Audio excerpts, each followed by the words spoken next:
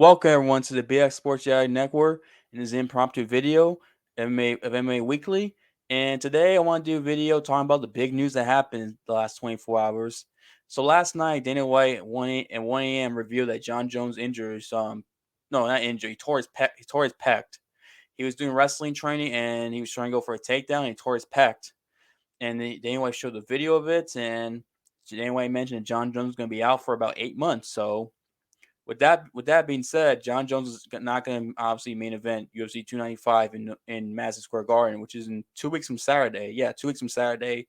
So so John's out of the main event, and we got a new main event, which is excuse me, Alex Pereira versus Yuri Prohaska for the light heavyweight championship.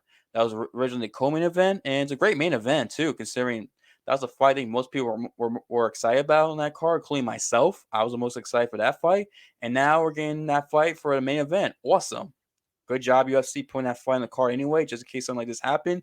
So you got a good main event in case anything happened to the original main event of Stipe and Jon Jones, which obviously Jon Jones got hurt, so he's going to be gone till the summer, basically. Probably won't see Jon Jones back to what, International Fight Week in July. So, yeah, sucks for Jon Jones. Hopefully, he's sick, he recovers so we can see him fight again. Despite all his issues and how he is as a person, he's a great fighter. In my opinion, the best fighter to ever do it in MMA history, in my opinion. But yeah, I mean, sucks for Jon Jones and sucks for Stipe because he probably looking forward to fight for his belt, try to get his belt back. Considering Stipe's last fight was where he lost the title to Francis Ngannou 2 years ago.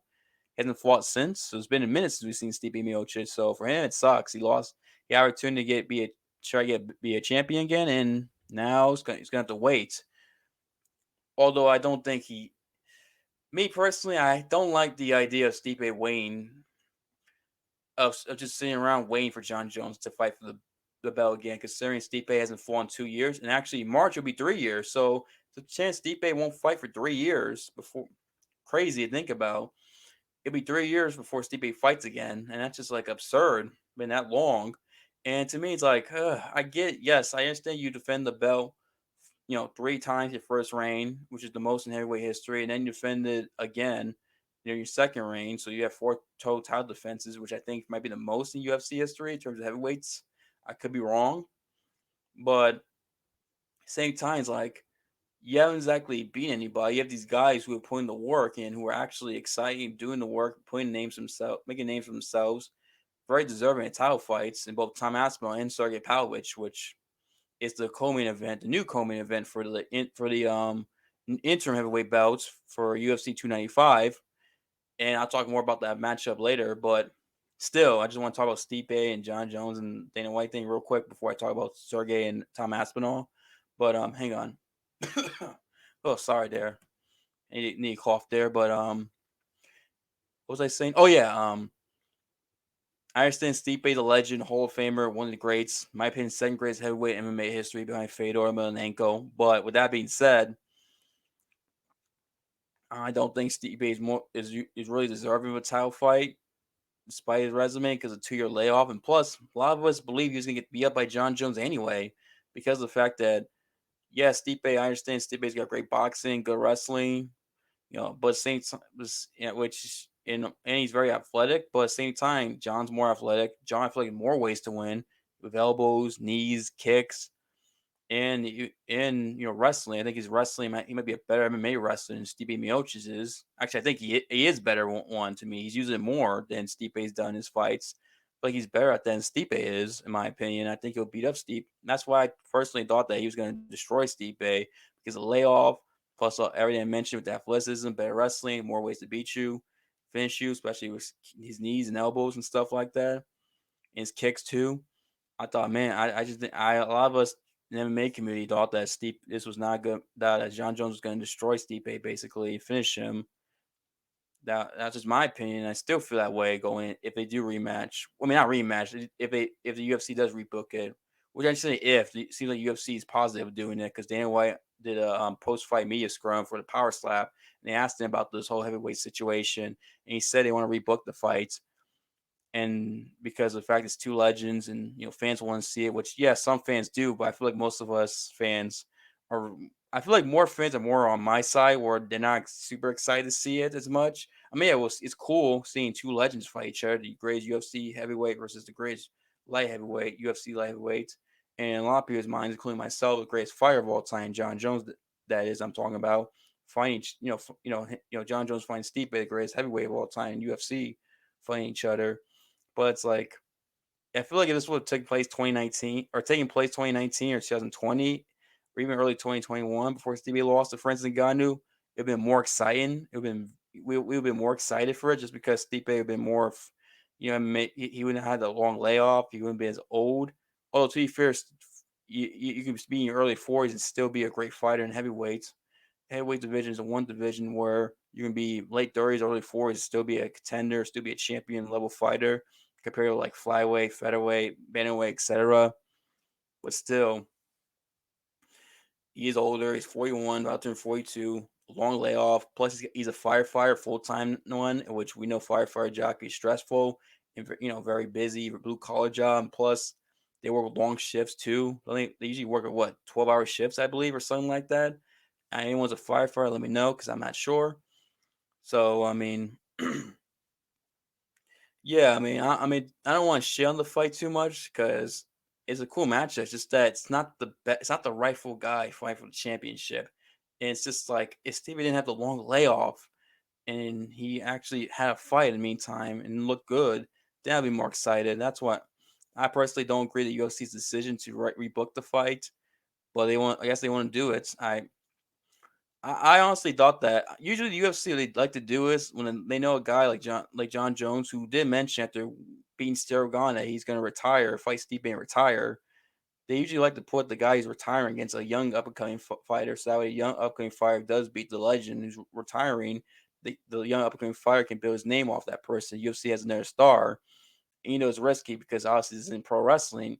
The young up and fighter could lose, and then next thing you know, the guy retires, the legend, and then then you gotta find who can replace the legend, who can fight for the belt, etc. And it's gonna feel weird considering the guy on top, guy left on top, and then it's like the guy's a champ. It's like, ooh, he really the champ? I mean, yeah, he's a champ, but he didn't beat the champion.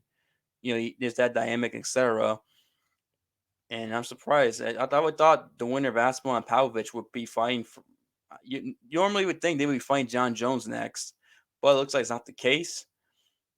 But who knows? We'll see. MMA is unpredictable. I mean, we thought the winner of Hamza and freaking Usman was going to fight Sean Strickland next, no matter what. But it looks like that's not going to be the case either. You look at Hamza's middleweight rankings and the fact he has an injured hand. So, which I'll talk about that in my UFC 294 reaction video. But let's talk about Sergei Pavlovich and Tom Aspinall because that's the fight that's taking place for the interim heavyweight title, and I'm excited as fuck for that fight because Tom Aspinall is one of my favorite fighters in the roster, and Sergey Pavlovich is slowly becoming one of my favorites.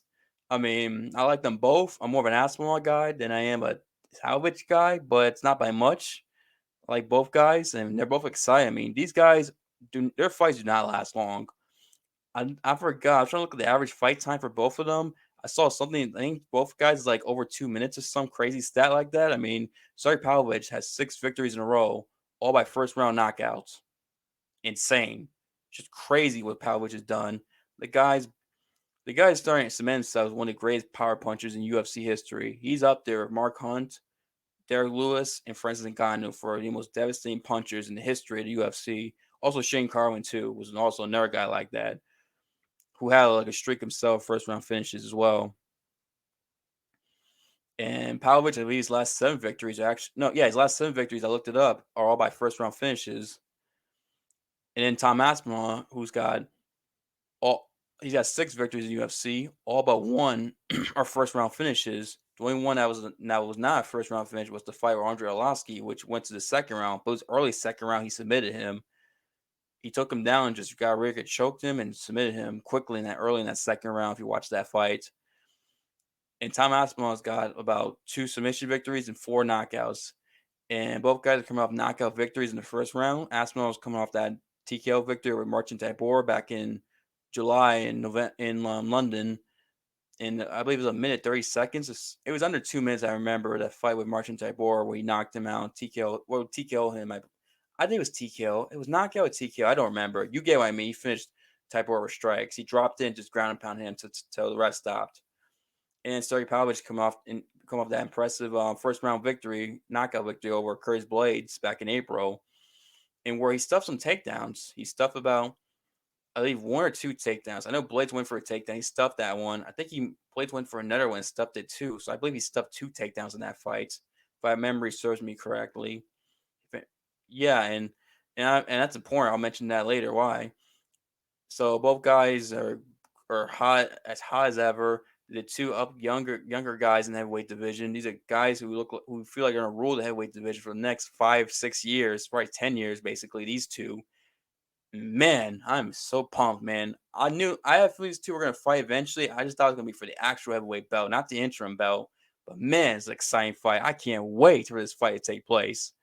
Whoo, let's go. Now, who I think's gonna win? This is tough. I'm like, it's like I'm 50-50 with this. Part of me thinks, oh, Pavlovich is gonna win, but then part of me like Aspinall's gonna win. But with that being said, I think Tom Aspinall. Now I thought about it for a while. Throughout the whole day, thinking about the fight. I'm going with Tom Aspinall. Just I'm not fully confident. I'm like 55-45, leaning towards Tom Aspinall. If that makes sense. The reason why I'm saying that is because Aspinall has shown more ways to win than Pavlovich has, in my opinion. Aspinall has showcased his wrestling. He can take guys down and submit them like he did with Arlovsky and Alexander Volkov more impressively back in March of last year. And I feel like he has more ways to win. And plus, I feel like with short notice, it might benefit Aspinall, it being short notice. Whereas if this fight was a full train camp, I would have probably leaned towards Pavlovich.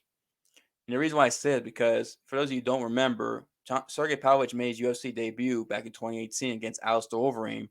In a fight he lost. That's his only loss of his career, and that's his only loss of his whole MMA career, not just UFC, but his MMA career.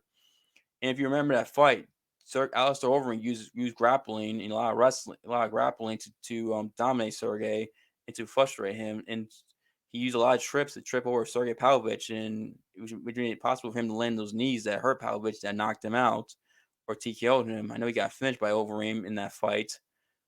Now, the one thing about that fight was Sergey took that fight on short notice. It wasn't a full train camp. That was a short notice fight for Sergey Pavlovich, and it did not work out for him. And in my opinion, Tom Aspinall is just as good as a grappler and wrestler as Alistair Overeem, if not maybe a more better wrestler than Alistair Overeem. Now, submission game, Overeem and him, who knows who's the better submission guy? I'll say Tom Aspinall could be proven to be better than Overeem, considering he has a whole career ahead of him. Well, Overeem's retired basically, but I feel like Tom Aspinall might be the better wrestler, grappler for offensive grappling that's not submission based, if that makes sense. If you get what I'm catching at. And I feel like he's better than Overeem there. And the fact that short notice, it might hurt Sergey Pavlovich because the thing is, Sergey Pavlovich does have a sambo background.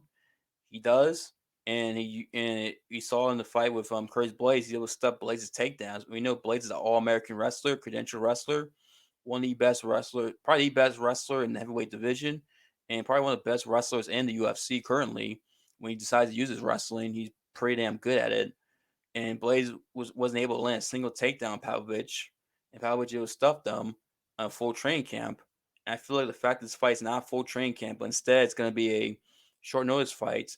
And we saw the last time he took a short notice fight how it backfired on him against Overeem with wrestling and grappling, which in my opinion, Aspinall might be the better wrestler grappler than Pavlovich is. I mean, not Pavlovich. Overeem is offensively just a better offensive wrestler than Overeem is. And the fact that it's short notice, Pavlovich won't have enough time to prepare for him. To me, it seems like a bad recipe for Sergey Pavlovich. I think Aspinall is going to finish him probably in the first round. I think he'll submit Sergey Pavlovich personally. I think it's gonna be a first round submission. This fight's not gonna last long. These two guys finish their opponents quick. They're very quick when they're in terms of time to spend octagon. And this fight is not gonna last past the first round. I'll be shocked as fuck if this fight goes past the first round. Just me personally. But I got so far. I got Aspinall in the I think he's gonna get a first round submission, and he's gonna be a new interim champ. And Brent's and it's gonna be one step for a British heavyweight championship. And you know what? Now I think about it, I can see Aspinall probably defend that belt. He shouldn't, but he might defend an interim heavyweight belt considering they're probably gonna go back to London, what, March? They usually go back to London in March, like they did this past year and last year. So, and plus they're probably gonna want to have him on that card because who knows if Leon's gonna be able to make it. He probably won't be able to make it in March. Leon Edwards, if they do go to London in March, even if he beats Kobe Covington, who knows if he's gonna be able to turn around and fight that quickly. So if he plans on going back to London or England in March, they and Aspinall as the champion, they're probably gonna want him to defend that belt, and Aspinall might defend that belt. He'd be willing to. It seems like considering he spent a whole year on the shelf because of injury, and Aspinall did. If I remember, I think he said he wanted to be active too, so we can see a more active Tom Aspinall. In the meantime, win this fight in November, fight in March, and maybe after that, wait for the winner of Stipe and Jones, which I know that wouldn't be him being active. Although if he does, win his fight in November, fight in March, that'd be 3 fights within less than like 12-month calendar span. Because it'll be July this year, November, and March. So you get what I mean. What I'm trying to say here. But yeah, do I think Sergey could catch Tom Aspinall and drop him, knock him out? Yeah, I think he can. Especially if Tom Aspinall goes at Sergei Pavlovich, which is going to have to try to take him down. In my opinion, he's going to have to do that because I don't think. I mean, unless he can time a counter takedown to Sergey, if Sergey comes at him. But I feel like if Aspinall's going to take Sergey down, he's going to have to go after him and try to get a hold of him and take him down. Me personally, and who knows, maybe Pavlovich might catch him with uppercut or something that could drop him because Pavlovich does have 84-inch reach advantage, which is the longest in UFC, tied with Jon Jones. That's something to watch out for. But yeah, I think Aspinall is going to win first round submission just because of the fact that better offensive wrestler than Overeem, in my opinion. Might be a better grappler than Overeem. We'll wait and see. But I know Overeem's known for his striking, but Overeem did have a lot of submissions in his career. And I think he was a black belt at one point. I could be wrong about the black belt part, but I know he had a lot of submissions in his career. And when he needed to use grappling, he did use grappling and use it effectively. Overeem did. So yeah, better offensive wrestler Overeem, might be a better grappler overall, submission guy than Overeem. And this is a short notice fight. And last time Sergey took a short notice fight, again, it was against Overeem, and Overeem was able to use his wrestling and and grappling to frustrate Pavlovich and led to the finish. Led to Pavlovich being finished in this fight. He's only lost of the career. And I feel like it's gonna happen here. Like I said, if this was a full camp, I might lean towards Sergey, but who knows? I could be proven wrong. Anyway, that's my preview. That's my preview of the Aspinall and Sergey Pavlovich fight. Who knows? My opinion might change if we get closer to the fight once I do the preview video. Maybe I watch both guys a little bit more of both guys. Maybe my opinion might change. Who knows? But yeah, that's like I said. This is what I think of the fight. My excitement level is on 10. I cannot wait for November 11th to come. Let's fucking go. I don't want to yell too much, scream too much because it's 3 a.m. in night. It's 3 a.m. where I'm recording this video. So yeah. Anyway, thank you guys for watching, listening. Give this video a thumbs up, and don't forget to subscribe. And let me know who you think's gonna win the fight between Sergey and Tom Aspinall. And also, do you agree with the UFC's decision to rebook Stipe and Jon Jones?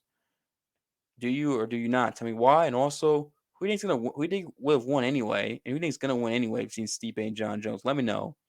Appreciate the love support you guys give me. Thank you guys for watching. I'll see you next time, and peace.